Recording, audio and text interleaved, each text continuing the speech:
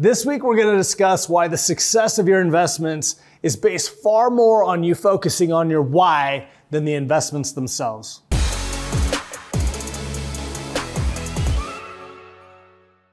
Mindset matters. We've talked about it time and time again. We're going to go through some of the classic misfocuses that we see people make. Again, you certainly care about your investments, really because you care about what you hope those investments will enable you to do in time. And an important thing to remember, as we brought up the Buffett quote from a couple weeks ago, is sadly, markets, your investments, don't care about you. They don't care about why you happen to hold them. They're completely ambivalent. So don't put your time and emotion into worrying about them. Focus on your why. The investments will fall into place. So what are some important reasons to have a why to your investing? Certainly you want to make money, but it goes deeper than that. It needs to be more refined than that. The first is it gives a North Star to your plan.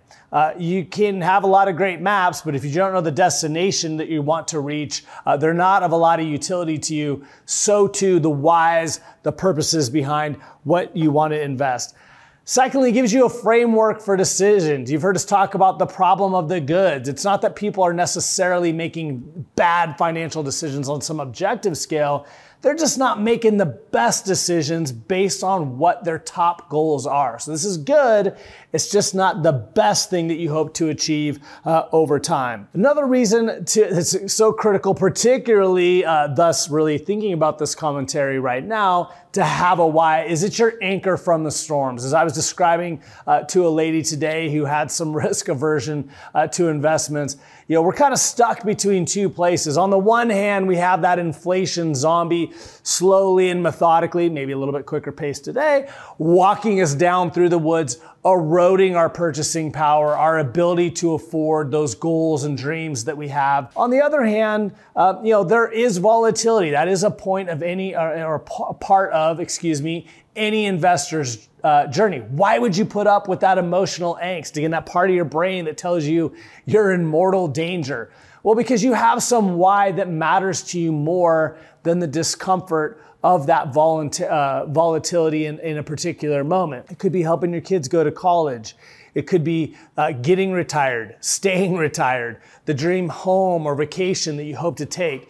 When you understand that your investments, again, are not about whether you care about the S&P 500, because you don't, but rather, do you really want what that can afford you, more money over time, to achieve those goals? You're willing to view them differently, have a greater patience and perspective. Speaking of patience and perspective, again, understanding the purposes, the big purposes, then lets you define the more immediate purposes. So perhaps you're saving money to put a down payment on your dream home, your first home.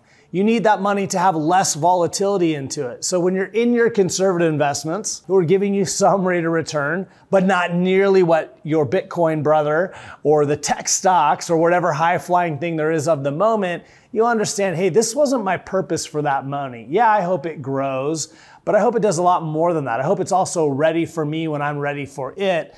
And that may not be with some of the more volatile asset classes that exist. Conversely, if you're into some of those more aggressive things that you hope will give you greater returns over time, then you're willing to put up with the momentary volatility that's going to be a part of any aggressive position at some moment in time. So again, that bigger why, the home, long-term retirement, whatever the case may be, brought down to the portfolio level, hopefully it can let you look at them with a more constructive mindset. Lastly, we'll wrap up, without these whys, outside of perspective and patience, some watchouts creep in. I wanted to walk through those. First, you know, bad bet Barney, we'll call them. So I see these people all the time. They haven't been saving. Perhaps they had an unfortunate life event.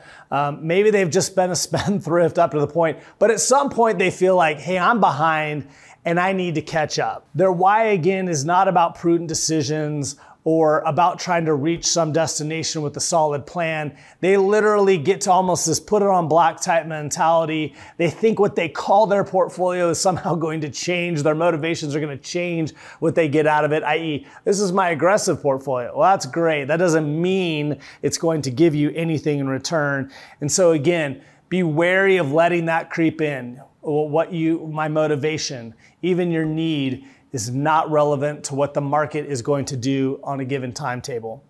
Second is viewing investments almost on a religious type fervor. The easiest example of this, but hardly the only one, was Bitcoin for the last few years. For a lot of people, it became this sense of belonging. They were part of the people who did X, this almost religious, political at times type investment. We need to bifurcate our religion, our politics, and how we think about creating a prudent financial plan. Two different things. Third, investments is ego. So there's a whole bunch of people who look at what they want to do and they want to feel special. They want to feel smarter. They need it to play into their ego at some point in time. When people say, well, how could a guy like Bernie Madoff ever exist? He played exactly into this instinct. Hey, you can be part of this, or let me see if you can be part of it. He was infamous for like putting people off for a little while. Well, now I really got to have it.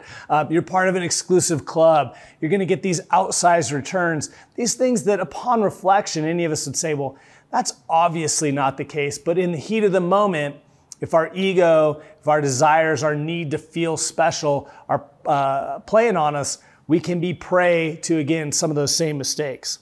Last, investments is a hobby. Love many of you out here who might be getting this and fall into this category, but can't tell you how many times we see people retire, they come up with some more time on their schedule, and suddenly the investments are going to be a hobby. Maybe they're going to be day trading, maybe they want to take a few speculative bets, maybe they decide they're now a land developer and they're going to start investing in real estate all across the globe. Again, any of it can have its place, but is it the reason why you're really investing? Is it, again, part of a financial plan that is part of these bigger whys? Or is there some immediate need, impulse, again, from ego, a sense of belonging, something to do that's pulling you off? Why do we bring this up? What is the ultimate danger, the disconnect between successful investing and falling prey to one of these watchouts? It comes down to being dispassionate about your investments. When one of those four things are playing on you, and or you have some undeveloped whys, you're going to get that much more emotional about your investments. And when you get to that place, you're going to be that much more at risk to making bad financial decisions. If you need help defining these whys, really going through your current financial actions to see if there's some watch outs that are creeping in, we're here for you anytime. Thanks so much.